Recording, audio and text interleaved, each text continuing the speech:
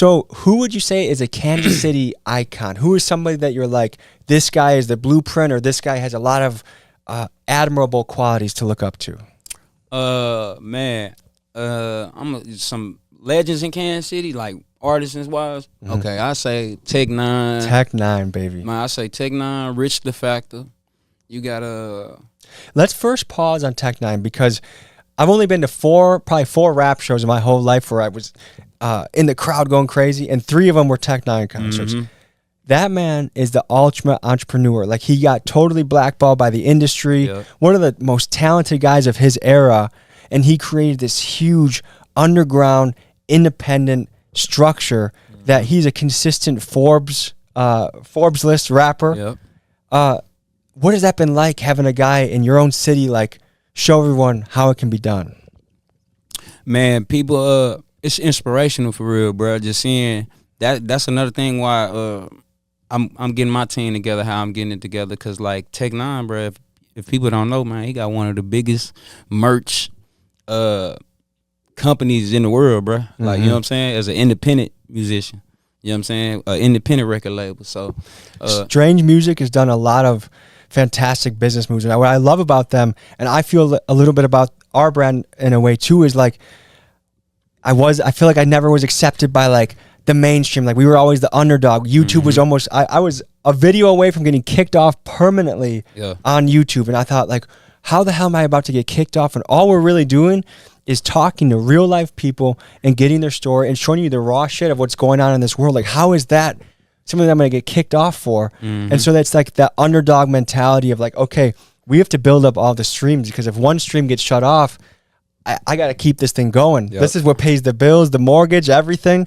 So like that independent spirit to me is something that I really admire about Tech N9ne and Strange Music. Is there anything like more like behind the scenes you've got to see, or like things that impressed you about meeting some of those guys? Yeah, man. Shit, man. We worked with them 2 weekends in a row, man. Like, that was dope. You know what I'm saying? To be there and be able to politic, and them to even be able, like, I had a summer jam show. You know what I'm saying? My manager, I'm kind of introverted a little bit. You dig? Like, in real life.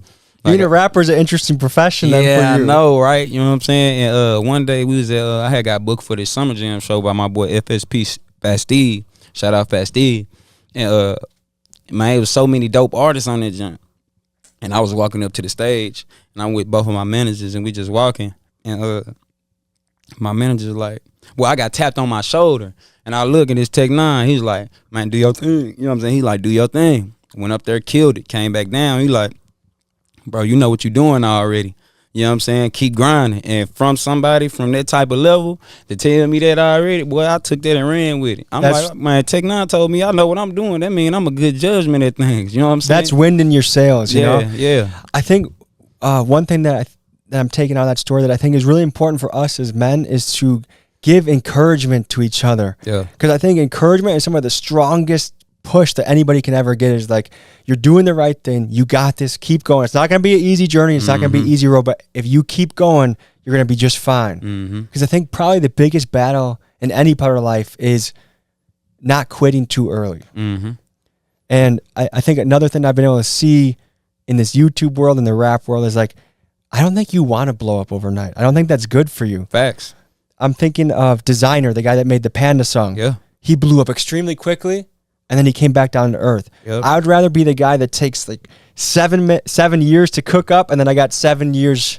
It's almost like as long as it takes for you to blow up, as long as you stay on the scene. Yeah, and that's facts, and that's what I've been thinking. That's what I've been noticing too, because that's one thing I was telling my guys. I'm like, I ain't in a rush to blow up. I got to build my portfolio up a little bit more. You feel me? Like, it's already happening. I got hundreds of songs released, so I'm just like, man, I look at J. Cole, Kendrick Lamar, Yo Gotti, these people that's in the industry for the longevity, man, they already had albums prior to blowing up.